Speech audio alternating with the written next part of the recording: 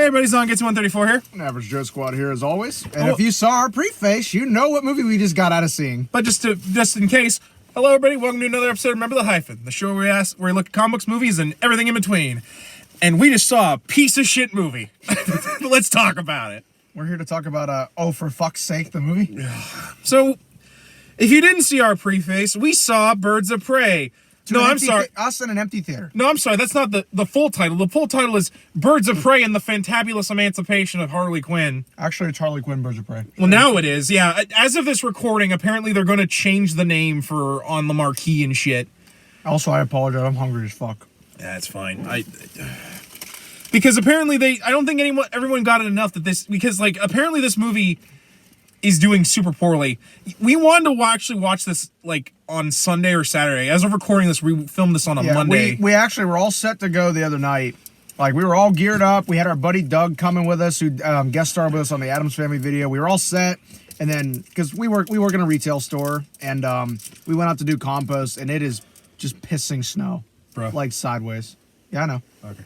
Yeah, but well, I didn't know because last time you took it people off. will see me wearing Walmart shit. I don't think anybody cares, but. Okay.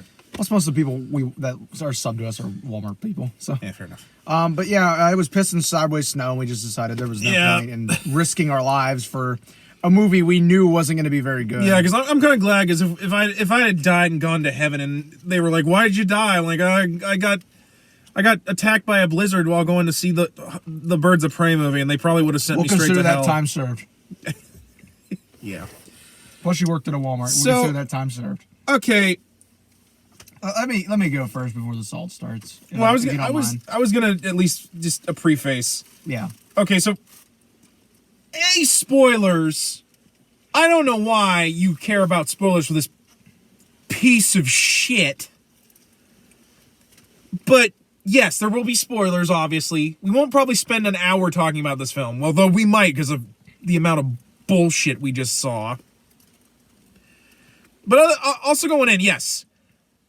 Both of us probably didn't have a lot of expectations of this. I would actually argue I had slightly more expectations than I did for Dark Phoenix. And I knew going into Dark Phoenix I was going to be wasting money. Yeah. But at the same time, I wanted the movie to be at least decent. Yeah. I didn't want to feel like I was throwing my money away and watching something that was stupid. Yeah. Or that only 3% of people would like. Yeah. I'm trying not to be mean. I mean, we're obviously going in saying it was a piece of shit because, as someone who's a comic book guy, I didn't like it at all. But more on that later. And to be fair, I will admit I think this is better than Dark Phoenix. Because in terms of the movies him and I have reviewed, Dark Phoenix was the worst. We didn't have any bad editing this time around. No, I will give it that. All the fight scenes are beautifully choreographed, and most of the actresses in this were pretty good. Margot Robbie is great as Harley Quinn. She is live action Harley Quinn. Renee's the actress that played Renee Montoya was really good. Huntress's actress was really good. Black Canary's actress when she actually was allowed to be Black Canary. What about Ewan? Ewan McGregor was here. Was Ewan McGregor? You know, I actually kind of think he gave the worst performance in this. Mostly because I think he went in hoping to be the scary Black Mask that most people wanted. And what we got was what? And which is weird because you put him with Zaz, Mr. Serial Killer who tallies his kills by cutting himself. And you still made, and he still who didn't. Is, if you've played Arkham Asylum, who is fucking terrifying. Yeah, this the fact that he has Zaz as his right hand man / potential lover with the way they carry themselves. I don't know if that was intentional or not, but that's. Really I don't know, but I there was some subtext, some pretty big subtext there, especially because let's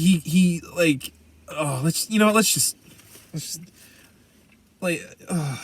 I'll go first. Yeah, please. So again, we went into this movie with pretty low expectations. I didn't go into the movie before anybody says. I didn't go into the movie wanting to hate it. I really didn't. I didn't either, but it did not.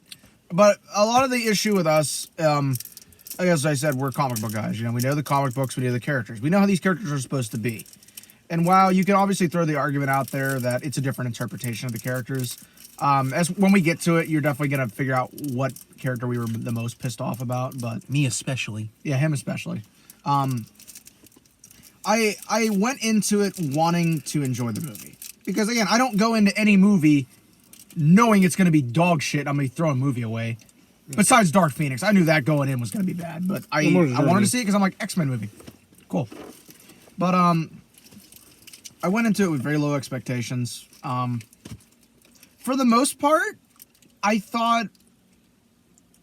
I'm trying to think of how to rightly word this. As someone who does writing myself.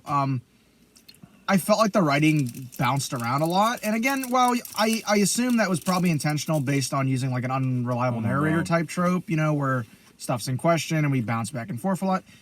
As a movie, it really was off kilter a lot. I felt like, didn't we make the joke that I'd already seen this certain thing twice already, and I'm seeing it again? So like, up until like the first half, for the first half of this film, Harley does this thing where she shows us something and then realizes, oh shit, I didn't show you how we got here.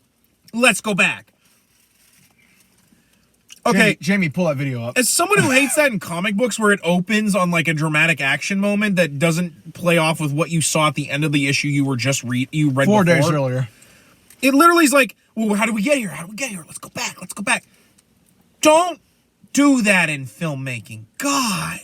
Especially because, like, a lot of times... I don't think there's a good movie that's done that. And I'm sure someone's going to be like, Pulp Fiction. I'm like, I don't like Pulp Fiction. Okay, to be fair, Pulp Fiction... I think that's one of the most... Honestly, and I'm probably going to get flack for this, but I'm not really a Tarantino fan, so it's probably not fair to take my opinion. I mean, to be fair, I didn't like the movie. I've never liked it. That's beside the point. To be fair, my favorite Tarantino films are the Kill Bill ones, and those are just because, like, it's just a gory samurai flick for me. Yeah. Also, Django Unchained, because I like Westerns, but... Yeah, but getting back to topic... But, like, and to be... Like, with Pulp Fiction, it doesn't do it like it does here. Because Pulp Fiction just... It's told out of order. Is told out of order. And, like, here it's, hey, here's this cool action scene. Like, when Harley assaults the GCPD, like, it does it, and then it cuts back. And I'm like, no! I don't want to do that. Like, I actually kind of forgot we were even in that until she got back to it. Yeah, but, for me, that was a little bit... It made the movie feel disjointed at points. I felt like less so at the middle of the movie is when it finally was like, okay, we're not doing this anymore. This stick got old. But overall, I just felt like the movie was, in comparison to other DC EU movies, it wasn't better than Aquaman. It wasn't better than Wonder Woman. It wasn't better than Shazam. Oh no. It was better than Suicide Squad, but that's not really saying much because that movie's horrible. And that's not even the people's fault. It's the editing of that movie. That movie is edited so poorly. Well, yeah, because we have to do what Guardians of the Galaxy did. Yeah. And then I liked it better than Man of Steel and that's not Batman v Superman. That's not saying much. That's like saying this movie's better than Night of Horror or like Manos: The Hands of Fate. It's like saying, well, yeah, this ice cream cone with shit in it and sprinkles on top is better than this ice cream cone with shit without sprinkles. I don't like ice cream, though. The point. So, okay. I guess we should try to dissect the plot a little bit, because, like... we've glossed over your initial thoughts. No, because the thought we're going to get to... We're going to get to the salt. Well, everybody's coming for the salt. All right. So the film opens, and it's basically Harley talking about the fact that she and the Joker are broken up. And she's trying to figure out what to do with her life because, she knows once everyone knows she's broken up with the Joker, everyone's gonna try to kill her for some reason. Like, not Which, to again, be... you can attest to the unreliable narrator trope, but even still, I digress.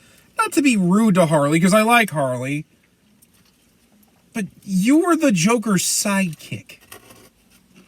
Like, and I don't mean to sound rude. Like, that probably makes me sound like a sexist asshole, but, like, in the grand scheme of things, that's what she was. Like, she acts like she was the brain. I'm like, no, Harley, you were manipulated by a psychotic freak with green hair. Abusive dickhead. Who used you as a shield and all sorts of other... Threw you out of an airplane. Yeah, threw you out of an airplane. Threw you out of Threw you out of buildings. All kinds of shit. A lot of throwing out of stuff. Was going to leave you to die when he planned to firebomb all of Gotham. Yeah, I mean, granted, that to be fair, that's because it's from her point of view. But like, yeah, which is like why I brought up the unreliable narrative trope, because again, I'm sure that's what people. I'm sure there will people that will defend that movie, and I don't think the unreliable narrator trope is terrible. A bad thing if you do it well. I think that... Look at our review of Joker. I got where they were coming from. I knew what they were trying to do. And by the way, I saw a lot. I saw a couple parallels to Joker at different points. I just didn't point it out, but that's fair. Like I said, so that can work well if the writing is there to support. I felt the writing on this was so disjointed. I almost am curious how many writers this movie had. If it was like Suicide Squad, where we had a couple different writers. I wouldn't be surprised, especially because Suicide Squad didn't do very well. They probably had to rewrite this, because I know that they probably had this plan since Suicide Squad. Yeah, I would not be surprised, especially because the fact they had to write around Jared Leto. Like they showed Harley's getting dipped in acid scene from Suicide Squad, which I think they edited him out, and then they only showed the back of him for like 2 seconds. Yeah, because there was no way to edit around it. Well, it's because Warner Bros. Wants nothing to do with him. Well, no, that, but like what I meant was like they had to show him because there was no other way to edit that scene. Yeah. Like they couldn't like if you edit it too much, you wouldn't. If it had been reshot, we all would have noticed. Which is weird because they do show a different Joker and it looks nothing like Jared Leto. Well, that's one thing too. I like another nice little interesting tidbit. Because we looked for Easter eggs in the movie at different points.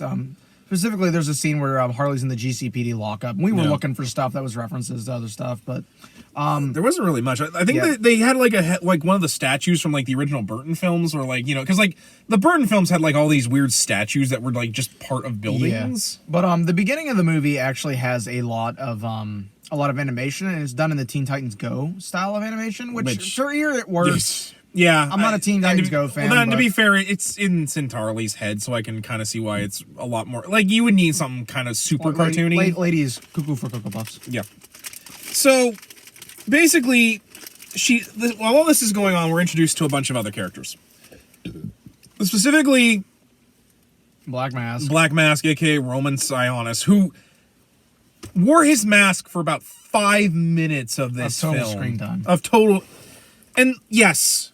I get this is before he got the horrible burning on his face that actually gave him a black mask. But still, like, for the most of the movie, it's just Ewan McGregor being a bad guy. Like, there's a scene where he has Zaz peeling people's faces off with really obvious CGI for the faces being peeled off. Yeah, which was very, very creepy. And while I get that was the intent, that really made me uncomfortable. Made me. Why am I sitting through this? I get this is R-rated, but that was not necessary. I mean, it kind of goes back to and I feel like that's a way of filmmaking now, is that filmmakers want to just show. Yeah. Because like, we have the budget, we can show it. We can do CGI, we can show it. Sometimes it's more effective to not show stuff and leave it up to the imagination. Especially because, like, again, that's just me, again, as a writer and as someone who's done a little bit of film. Especially because they cut away from us seeing that, but then we got the face anyways. I'm like, I didn't need to see the face. Yeah. I knew he cut his face off. You showed him carve around his face with the knife. Yeah, I didn't need to see that. I got the point. Yeah, but even like them showing Zaz cutting the other two's faces off, I'm like, I didn't need to see it. I got it. Yeah, I got the message. But like there, I'm like, why isn't the Roman wearing his mask there? Yeah, like the whole thing is when he wears the mask is he's gonna murder people, and it's scary. But here he's just this foppish idiot that just. Like, whenever he has bad news, he screams and breaks people's fingers and throws pillows at them. Yeah, This is our big villain for the piece? Which, again, could be unreliable narrator, but I'm getting tired of having to justify a lot of stuff in this movie with that trope. If you're going to rely so heavily on that trope, you need to find a way to do it creatively, like Joker. Yeah. Joker did it in a way that was creative, and it worked because that's how the movie was. Yeah. This, it feels really forced at times. Yeah, it really, really does. So basically, Harley, is trying to find herself, and they do some stuff from her current New 52 run. Like, she joins a roller derby. She, The beaver. yeah, she has her beaver, actual stuffed beaver, not, That's- which is weird because the Harley Quinn animated series does not have that beaver. And fun fact, we're probably going to talk a lot about that because him and I have been binge watching that. That show show's is gotten a lot better. Is leagues better than this. But so it don't count. It's a cartoon. Cartoons are for kids. And so basically, while all this is going on, basically she decides that she's going to make a fresh start. So she takes a gas tanker and drives it into the Ace Chemical Factory where she and Joker, pretty much started their relationship, and blew it up as a show that, she wants to be her own person. Which also shoots fireworks. Again, I'm chalking that up to unreliable narrator. Yeah, I know. But again, Weird. I'm getting tired. I've used that excuse like 8 times already. I feel like I'm starting to get tired of using it. While this is going on, we're introduced to the fact that one of the singers at Roman Sionis's weird A Clockwork Orange bar that he owns is a singer that... As someone who's the more familiar with the Batman universe than I am, regrettably, is that an actual place? I have no idea. To be honest, the only thing I know of him is more or less from the Arkham games. Because to be honest, I don't know he owns a nightclub. He killed Steph at one point, didn't he? Yeah, but he just did that in the basement. And I don't really like to talk about that because it's sketchy. But to be honest, I feel like it was supposed it's just a nightclub that he has because he's a gangster, so of course he has a nightclub. It's a speakeasy. I actually kind of wished it was more like it was just a bar that they all hung out at, like My Alibi, or I kind of liked him at this point as well. It's just as the movie got on, he got more and more fucking outlandish. I'm yeah, like, really? And in a way that was really obnoxious. Yeah, because he was the dude's barely in Arkham Knight, the DLC, and I felt like he was more of a threat in that. He was more Jason Todd DLC. He was more of a threat in Arkham Origins, and he wasn't even really there. Yeah, he was just the Joker. Well, no, because there's a mission later on after he gets free where basically he's trying to start up his drug cartel because he has nothing but he has some drugs that he can try and peddle to try and get money. Yeah. But he's just so bizarre, and which is so weird because his plan is actually pretty good. He wants to find this thing called the Bertinelli diamond, which has basically the code. It's a code inscribed on the inside of it. Yeah, which would lead to the Bertinelli fortune, which I don't know if this is a thing because I'm not as familiar with Huntress's backstory. I know enough of it that I know her. Honestly, Huntress is the most not screwed with in this. Huntress was actually my favorite part of the movie. No, because basically she's everything you want. She dresses in black. She for some reason does not put armor on her tummy, and she kills people with a crossbow. And she rides around on a motorcycle. Everything you know about Huntress is right here. It's not a bow and arrow. It's a crossbow. I'm not 12. Did I say bow and arrow? Yeah. Shit. No, you didn't. I'm just okay. I actually wasn't. I was like, shit. But much less we start getting comments. No, he actually said crossbow. But so he's got this plan because basically he wants that money so that he can basically take over all of the Gotham underworld because he only has control over the East End, and he wants some of them West End girls.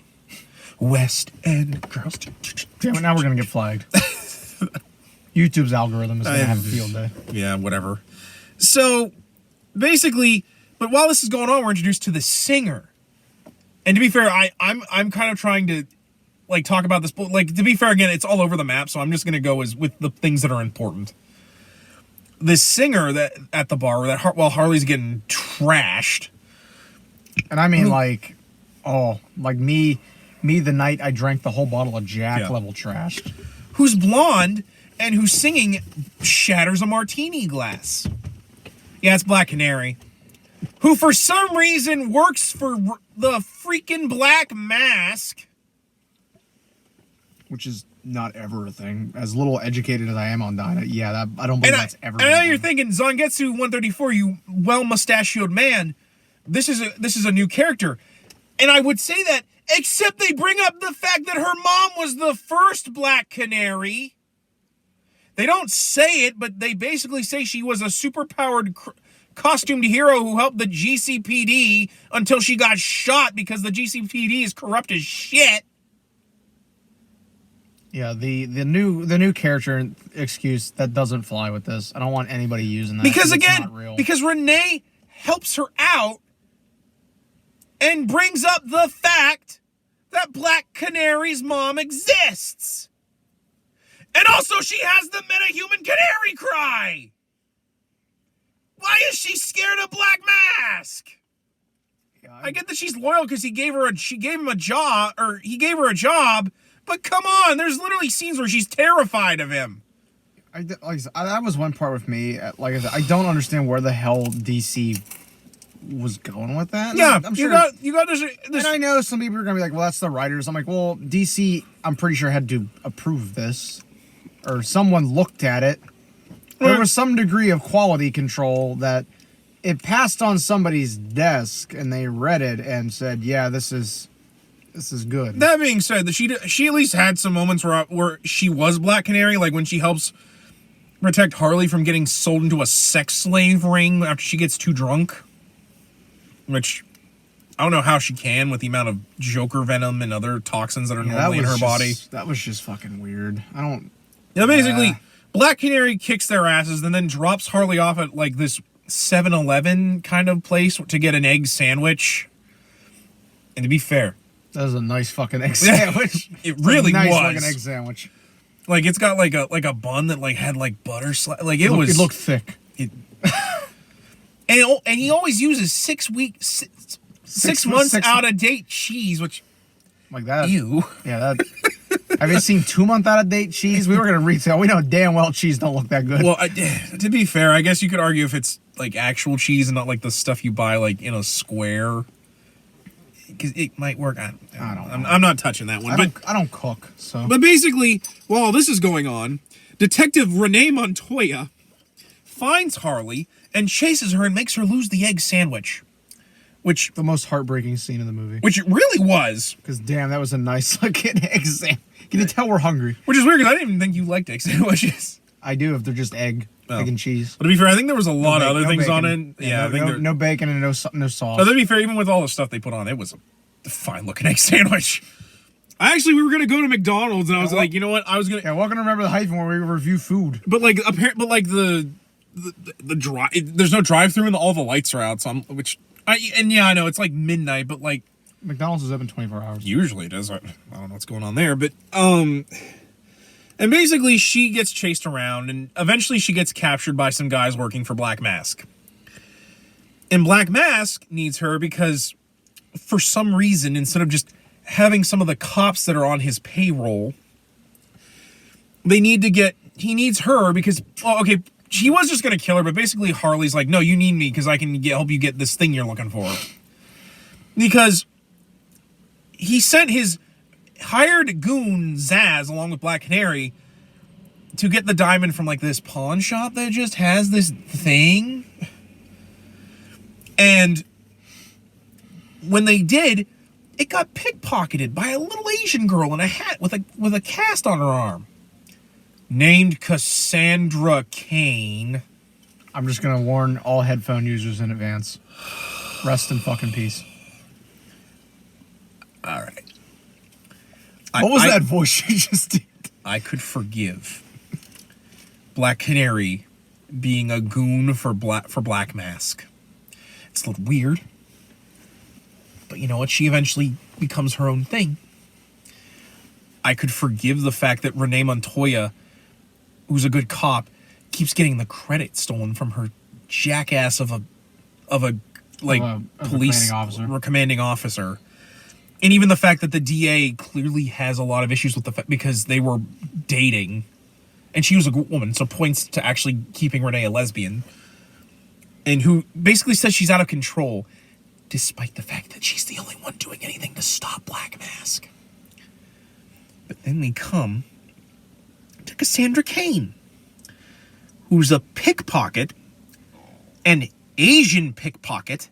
Racial stereotypes. Which is a fucking racial stereotype. Thank you. Cassandra Cain, a.k.a.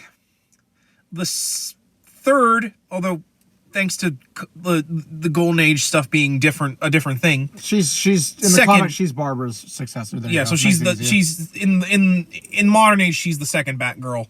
Altogether, she's the third, but most people don't count. Yeah, most people don't count Betty. Which, to be fair, I like her more as Fire. But anyways,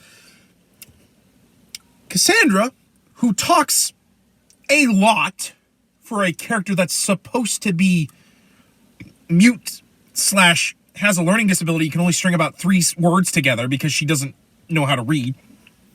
Doesn't know a lot of words. Learned to kill people before she learned how to talk, walk. No, she's a helpless pickpocket who steals the diamond out of Zaz's front pocket because Zaz decides, hey, this thing that's the centerfold of my boss's plan, instead of keeping it in his shirt pocket, or just not putting it in the pocket altogether, he puts it in his front pocket, the pocket most muggers go for in Gotham City, a city who has more crime than honest workforces, gets stolen by Cassandra Cain, who gets reduced to being a goddamn sidekick to Harley fucking Quinn. Are you kidding me?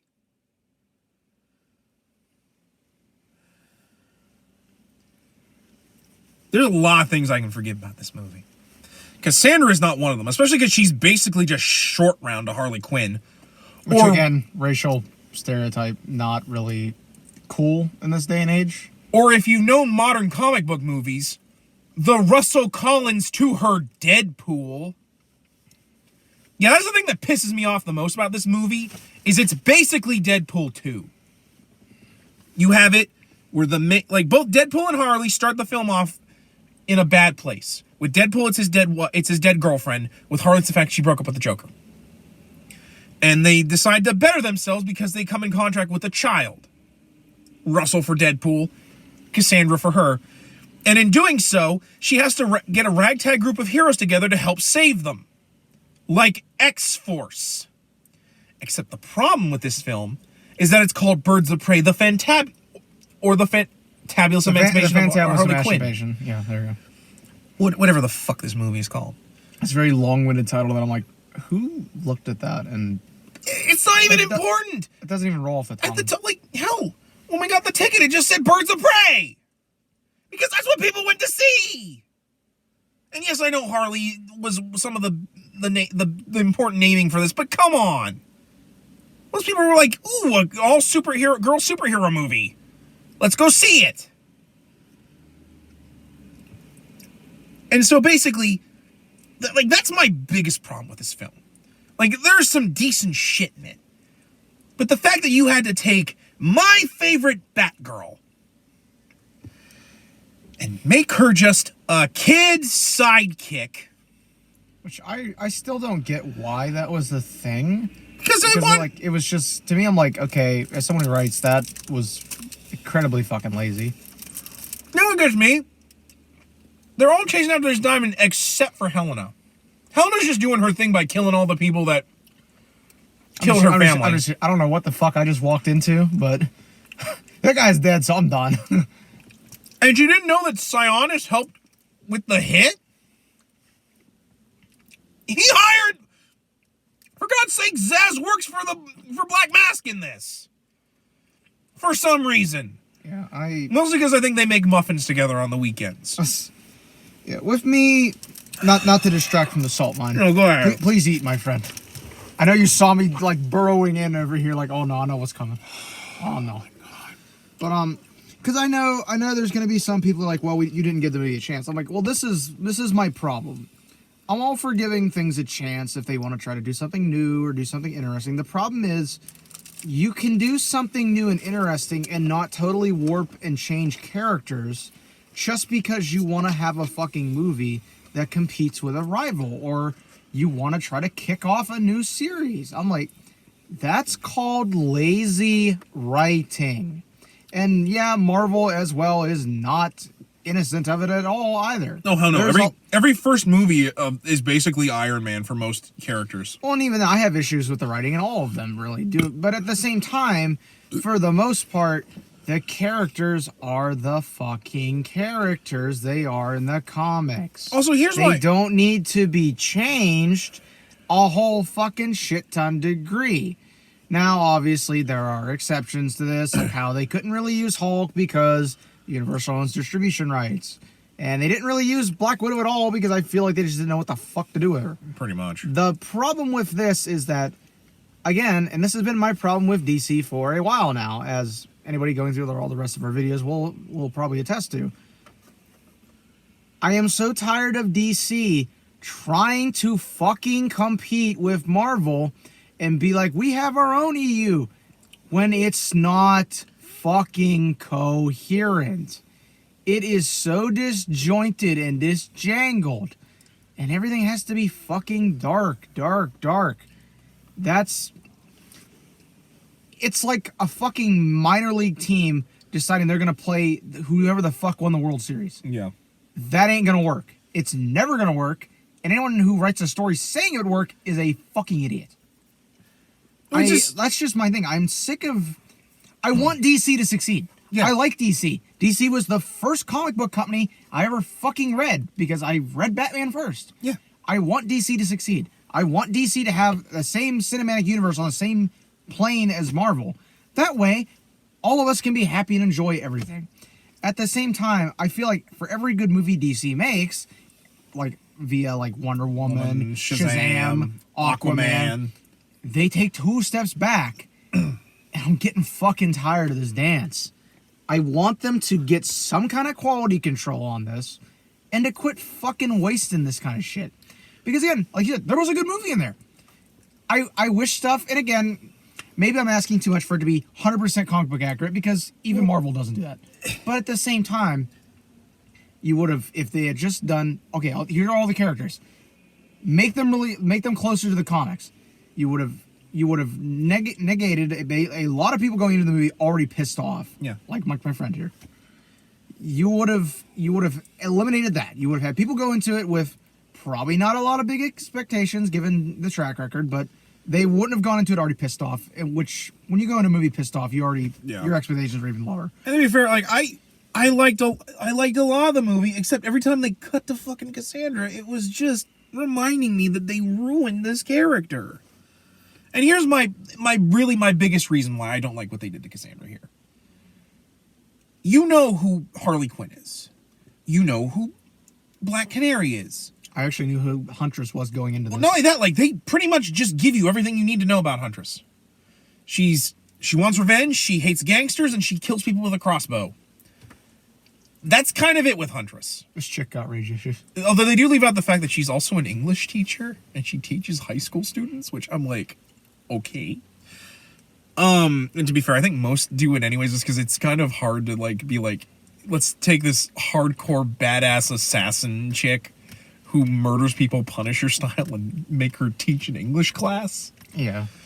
But to me, it was, but like kind of well, not hold on, yeah, sorry. go ahead. Sorry.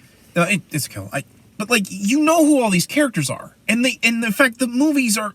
This movie at least gives you a faithful idea of who they are, for the most part. Like, the shit with Black Canary aside, there's still other interpretations of Black Canary and Huntress that are even closer. Like the Justice League. Like Justice League Unlimited, where both Huntress and Black Canary play crucial parts in that and have their own episodes. Cassandra doesn't have that. The only other thing that she's appeared in aside from comics is like one of the most commonly considered worst Batman games ever made for the Xbox. And that's it. Like, Cassandra actually had her own comic book. She was the first Batgirl to have her own series. is also, I think, one of the longest running female comic series aside from Wonder Woman, and one of the longest running for a modern character of 108 issues.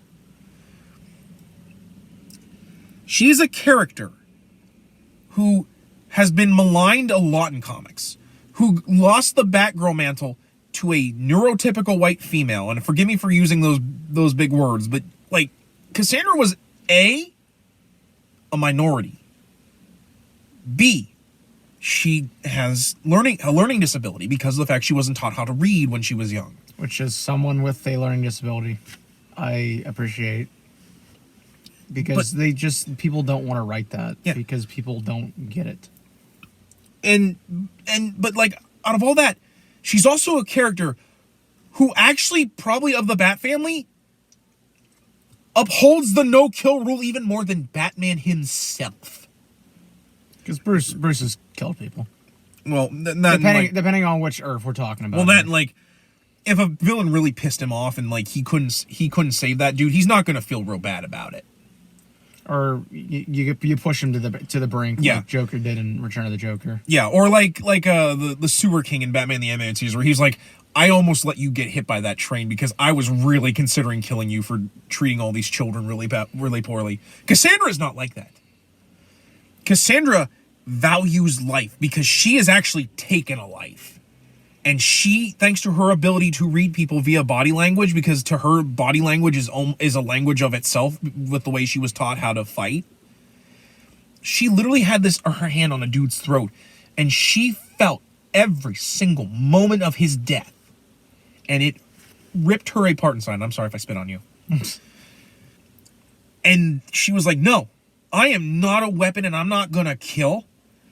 She escaped her abusive mercenary father, came to Gotham during No Man's Land, and proved to Bruce and Barbara, yes, Barbara approved of her being the next Batgirl, something not even Stephanie got, and became a hero in her own right. She has held her own against Lady Shiva. Lady Shiva, the #1 martial artist in the DCEU, or DC Universe, someone even Batman has a hard time dealing with, fought her to a standstill. Which also Black Canary did too, but to be fair, Black Canary's cool. In fact, I actually think Black Canary's actually beaten Huntress? I can't remember, but not Huntress, Lady Shiva. She has done so much, and DC has also had a track record of just shitting on her. After Infinite Crisis, they decided, let's turn her evil. Take away the learning disability, have her talking fluent English, writing code in Navajo, which is one of the hardest languages to learn. Which there's no way she would have been able to learn that. Thank you! There's a reason, like, as someone who has a processing disorder, which is a learning disorder, I cannot learn other languages. I've tried. It doesn't fucking work. Well, even then, like, there's a reason why we use Navajo for, like, codes and stuff. And, yeah, it's because it's the only military code that's never ever been broken, because nobody can fucking understand it except Navajo. Because there's, like, 17 different words for one thing. Which somehow Tim figures out, because Tim Drake, like, don't get me wrong, Tim Drake is cool. She gets beaten by Tim Drake. And I love Tim, but that is bullshit. And then again, they took the mantle from her because of that and gave it to Stephanie. And nothing against Stephanie, because I know she has gotten some shit too in DC. DC has a track record of treating their female characters like dog shit, and it's fucking annoying. The fact that you took it from the minority character and gave it to the white girl, appalling. And again, nothing against Stephanie, because I actually like her run as Batgirl. And Cassandra herself even was like, no, I'm glad you're Batgirl. And then, even after recovering from being a bad guy, got to become the Batman of Hong Kong during the Batman Incorporated, which is probably one of the only good things I can say Grant Morrison ever did for Batman. Aside from putting him in the Batman and Zero Nova, because I kind of like that. That was hilarious. And then you come along, DC, and you let Warner Brothers make this film. And you decide, hey, Harley needs a kid sidekick to pal around with for most of this movie and to make her less evil because, you know, she was still the girlfriend of the Joker and did some heinous shit. You decide, hey, let's do Cassandra.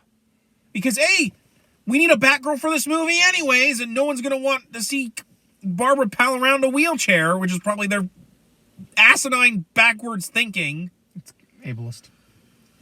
A lot of ableist, and I actually remember there were people pointing out in the trailer that a lot of the trailers had ableist stuff on it.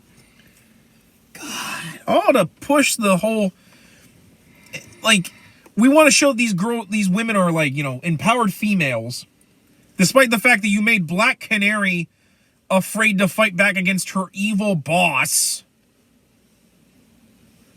Yeah, I got what they were. Or you picked the character Huntress who has huge daddy issues because of the fact that her father was a gangster and constantly seeks Batman's approval. Like I said, I got what they were trying to do, but it's like, again, I feel like this was really in response to Marvel again, because DC can't just stop fucking looking over there. Look at what you're doing. You're not Marvel. You're never going to be Marvel. But again, that's a DC thing. DC hasn't been able to figure out why Marvel outsells them. They haven't been able to figure this out since the 70s. Like, why don't they fucking focus on what they're doing rather than figure out what they're trying to do? That doesn't make sense. Except the fact that, like, there was a time when DC got it. Just give us what we want. Batman 89. Batman the Animated Series. Like, the fact that, like, their animated stuff gives me what I goddamn want. Hell, they gave me Batman versus the Teenage Mutant Ninja Turtles. That movie is amazing. And it's literally just, let's take two characters that sell toys and smash them together. This just, God. Like I said, I really think the only thing I liked about the whole movie besides Harley was Helena, and that was really it. But that's Helena because, didn't even do anything in it. They didn't give her reason for being in this movie until halfway through. And I would even dare say they kind of reduced Helena to, like, comedic fodder. Yeah, like the whole, like, I'm Huntress, but everybody calls me the crossbow killer, and then I get pissed off about it. And I get pissed off because my crossbow gets called a bow and arrow. And then I get pissed off because someone accuses me of having rage issues. I'm like, it's like... Which is so weird because, like, literally her backstory is the darkest of all four members of the Birds of Prey. Yeah. Well, three, because technically Harley isn't really a member, which is so weird because this movie's mostly about her. This movie honestly felt a lot like fanfic. It felt a lot like Deadpool 2, but with Harley Quinn. Like, yeah, you haven't even seen Deadpool 2, and you were even like, yeah, I've seen enough of it through gift sets that I know it's exactly like Deadpool. Like, because they're trying so hard to make Harley like Deadpool because they want to get that Deadpool money. Yeah, Harley even breaks the fourth wall in this, which, I mean, granted, she does that all the time. She does do that, but like here she literally looks at the camera. Like I didn't mind, like, in her narration she broke the fourth wall because it's in her head. Yeah, I don't know, man. I'm just let's at least try to talk because, like, there was some good things we liked in this. Like I said, Helena. What? I liked Helena. The action's actually, I'm able to see what's going on. The choreography's good. The soundtrack was pretty damn decent for DC. Oh yeah, that Black Betty remix was really great. Barracuda was in it. A lot of the action was pretty violent too, like where Harley breaks a dude's leg with a baseball bat and then breaks the other leg. I was like, oh. They had a lot of fucking getting hit in the nut shots, too. Yeah, because they's women's, so they gotta kick us in the nuts. Which I'm like, if you did a movie with a bunch of, if you did a movie with a bunch of male heroes and one of them kicked a woman in the vagina, there would have been so much outcry. Like, I remember in the first Deadpool film, Colossus had to stop fighting Angel Dust because one of her breasts popped out.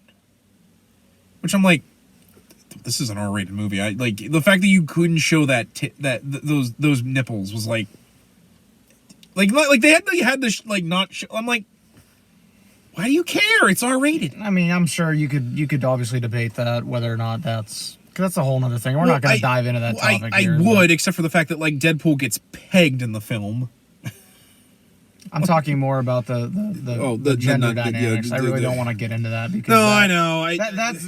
That's a topic that I don't feel qualified enough to talk about, and B, that could be its own topic of discussion. I will admit I don't feel like I'm qualified to have a discussion about it. So, not to be fair, it was hilarious because at one point Renee punches Harley in the tit. Yeah, that was like. And there's some really clever fight stuff in here, like Harley like bouncing her bat and Renee using the handcuffs as like brass knuckles.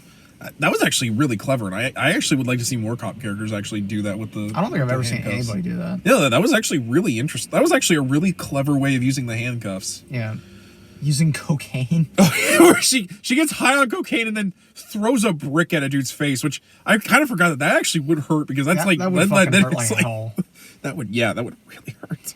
Although to be fair, you get real high afterwards from getting hit by the head with the cocaine. And I mean, like I said, there were some good comedy parts in that. I mean, we laughed at quite a few things. I think the funniest thing was Harley taking the trank dart and just stabbing Zaz over and over and over again. Especially because she can barely move. I like the fact that there's a part that reminds me of Who Framed Roger Rabbit when Cassandra gets out of the handcuffs. Yeah. That was pretty funny. The product placement amused me, but that's just because product placement in general amuses me. There's some decent shipping fuel with Zaz and Black Mask. In fact, I might go home and write a fanfic about Zaz and Black Mask. It's called Zaz and Black Mask Try to Write a Better Fucking Weekend Movie. at Zazzy's. The streets will flow red with Raz. I think I even referenced that. Oh, and ironically enough, I'm wearing a Deadpool hoodie. You are. Ironically enough. How long have we been? Because I didn't want to run forever. About where I thought we'd be. But yeah, I liked Harley in it. I liked the choreography. Helena was my favorite, but again, I felt like they kind of really reduced Helena to comedic fodder at different points of the film. She was barely in it. She was barely in it. She barely got to actually wear her costume. Which I'm like, oh my god, DC actually showed costumes at the end of this movie. Damn. I will give them a little bit of credit because the costume she wears is pretty close to the TV show Birds of Prey. So I kind of get why they went that route, just because probably the more TV people show Birds of Prey that nobody talks about. Nobody talks about, but to be fair, I'm sure probably more people know about that than sadly the Justice League cartoon. Then you'd have to really work to make the Huntress costume work in live action, just because of how risque it is. And I don't mean because I'm not nothing against sexy ladies, bare tummy, but even the DCAU had to change that, where they gave her a full body costume, but they gave her no legs and long boots. Because it's ridiculous that a grown woman would fight with no protection to her torso. Yeah, I feel like I got most of my thoughts already out. It's just I'm just tired of DC doing wanting to do exactly what Marvel does. I'm like, I feel DC would am I saying I don't understand it? No, because I totally get where DC's coming from. DC obviously wants to get the cash. You want to cash I get it. It made me laugh, but I get it. But I mean, to be fair, it's not even working. It didn't even really feel original. Yeah, well, not only that, the box office for this is $33 million. That's pathetic. If the article I saw is to be believed, because I didn't fact check it, so again, take it with a grain of salt. Do your own research. Apparently, this movie has a lower opening box office weekend than Jonah Hex, or it's the lowest DC's had since that. I don't even remember that movie came out. Yeah, especially because that movie has so many. Especially because I know Jonah Hex. They give him supernatural powers because him being a badass gunman isn't enough. And to be fair, I love the whole he had more modern tech because it's the end of the because he has Gatling guns that he attaches to his horse. I'm like, sell me on that. Yeah, which is kind of disappointing because I would have loved for them to do a sequel where he gets sent through time and ends up in space like he did later on, or he had a robotic horse and he had laser guns and shit. Yeah. Jonah Hex is amazing. And again, I don't want people to think that, oh, well, these guys just are Marvel fanboys and they rag on DC. I'm like, because we've done good reviews for DC movies. I mean, I loved Shazam. Yeah, that's on my channel. Unfortunately, not on this. I finally watched Aquaman recently. I thought Aquaman was fantastic. Yeah, like we both Wonder Woman was. We both was love great. Wonder Woman. I'm looking forward to 84, Wonder Woman 84. Yeah, well, 84 already looked. I think we even said by the trailer 84 looked better. It looks amazing, and she's in her Kingdom Come armor. Yes, please. More Kingdom Come references. Can't get enough of them. Yeah, so it's like I bought that book twice. That's how much I love that. Yeah, I don't want anybody to think we're just ragging on DC just for the sake of ragging on DC, because we're not. Again, I want DC to be successful. I like DC. And before any of you... But at the same time, I can't condone this kind of tomfoolery where we're just going to try to copy Marvel. I'm getting tired of that. Do something that's actually original, but more than do something original, do something that's actually good. Yeah. Which, I mean, to be fair, they are doing something good because we love the Harley Quinn show. I loved Joker. I loved Harley Quinn the animated series. I loved, again, Wonder Woman. I loved Shazam. I loved Aquaman. I like DC stuff when it's done good. Also, Harley Quinn show thing coming as soon as we can film it. As soon as that new episode... The last episode is out, as soon as the last episode drops, we will definitely be doing a review of Harley Quinn the animated series because, goddamn, that show got so much better than you and I hated the first episode. Well, okay, didn't hate's a... I had some reservations. This was we're doing more dark for the sake of dark. It's a little too adult animation, which... Yeah, but as that show went on, I really enjoyed that show. Solid. I might actually binge that tomorrow. I'll just re-watch all the episodes to get back up to where we're at. But again, because like I went into this wanting to get something, something that was redeemable, something that was showed to me that DC's at least trying. With this, it's just it felt more and more like a cop out, and I'm. Like I said, I want a good Harley Quinn movie. I really do. I love Margaret Robbie as Harley Quinn. She's perfect for it. Amazing. It's like get this woman a good fucking script. Please. And as someone who, because I know someone else will probably be like, well, you just hate women characters. No, I do not. I was someone who liked Steven Universe when it came out, and the only reason I dropped it was because Cartoon Network was so piecemeal with new episodes of that coming out. I mean, you've seen my Captain Marvel collection. I liked Captain Marvel. Barbara Barbara Gordon is one of my favorite fucking comic book characters of all time. Cassandra Cain is my favorite character. Supergirl. Cassandra Cain and Black Canary are favorite characters of mine. Yeah, so I don't want anybody trying to spin that against us either, because that's not true. I wanted to like this movie because I like Black Canary and Cassandra. They're some of my favorite female characters. Like, I even was one of those people who loves Harley Quinn. Until DC decided to just shovel it down my throat. But this movie is not good. Like, and again, like, I have some issues with some of the female empowerment shit they do in here. And using characters that... Like Harley, I'm like, I love Harley to death, but like her story is trying to move on from being with the Joker. Which again, how many times do we have to go through the I'm moving on from the Joker shit? Oh, I know. Like that's what's going on in the Harley Quinn TV show. That's the whole first season. That in itself is becoming a trope. I'm like, why are we using as much issue as I have with male characters having female characters foddered up? Yeah. Or having like, oh, well, character A broke up with character B. So character B is going to use that to become a better person. Yeah. With as much issue as people take with female characters only, was it much... I have... What I'm trying to get to, because this is poorly worded as shit on my hand, and I apologize. I'm getting tired of the whole... we're going to use the opposite gender to empower the other one to move on, but it's only because of the other gender doing something first. That is a fucking poor trope to use, and it could go either way. I've watched stuff where the female character has died, and it has allowed the male character to empower themselves and move on. That shit's old. I hate that shit. That is overdone.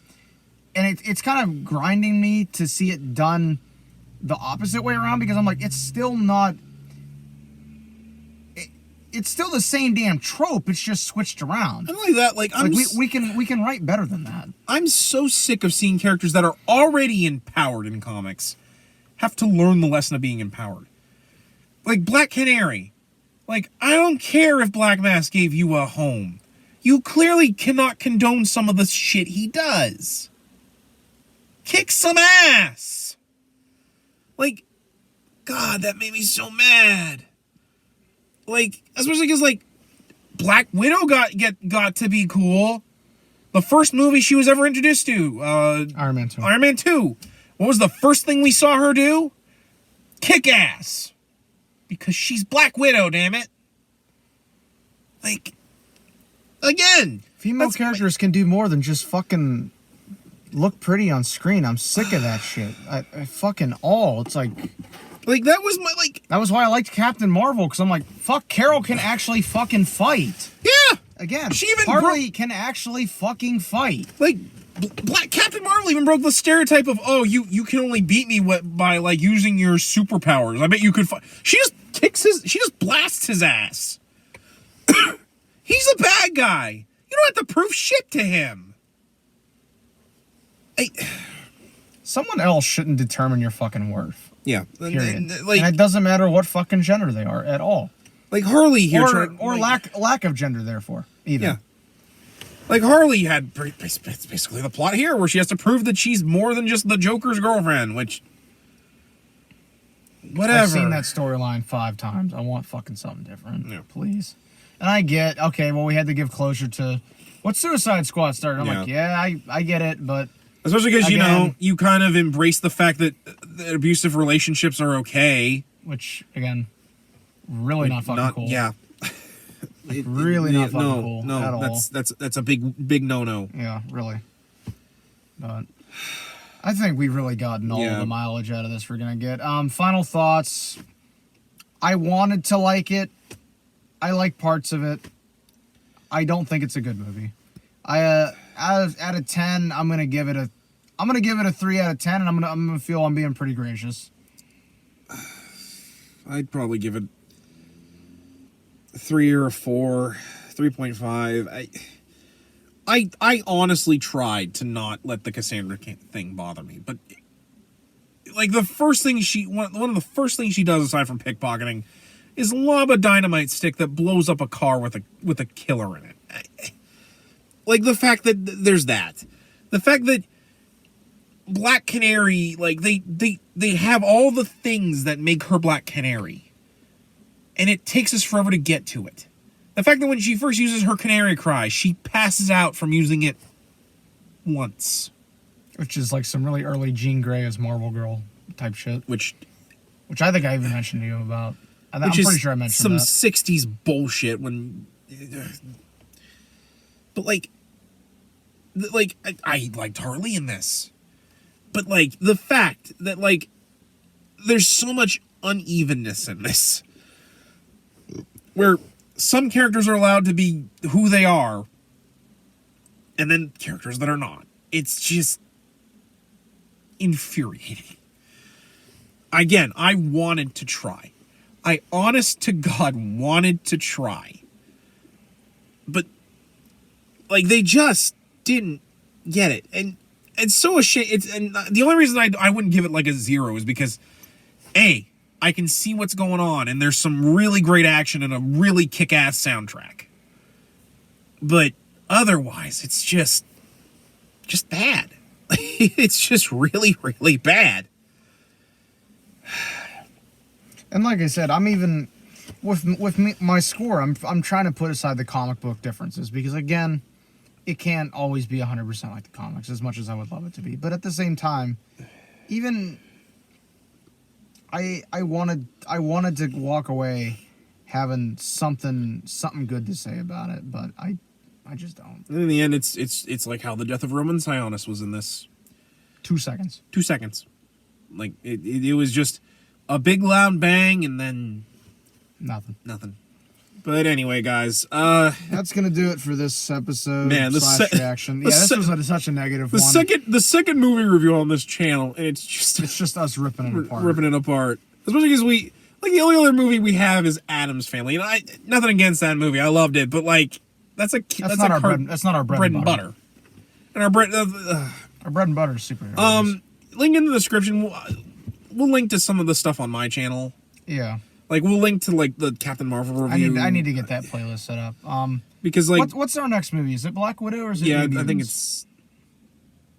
no, it's New Mutants, because I think Black Widow's in the summer. And again, I'm going into that really, from what the trailers are, it's looking like it's going to be pretty good. That looks a lot better. It does look a lot better.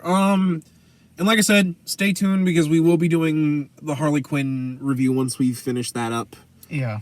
And I love that. Yeah. That And show. again, like I said, that's just our review of this. If you went and saw it and you liked it, Good for you. to each their own. I'm not going to sit here and slander you for liking it. So, but at the end of the day, it's like I'm gonna get it on Blu-ray, but it's not gonna be a movie I'm gonna really sit back and watch. It's a shame, because I'd be like, you know what? At least maybe we'll get a sequel out, but we're not. This movie did not do well. It's not going to get a sequel.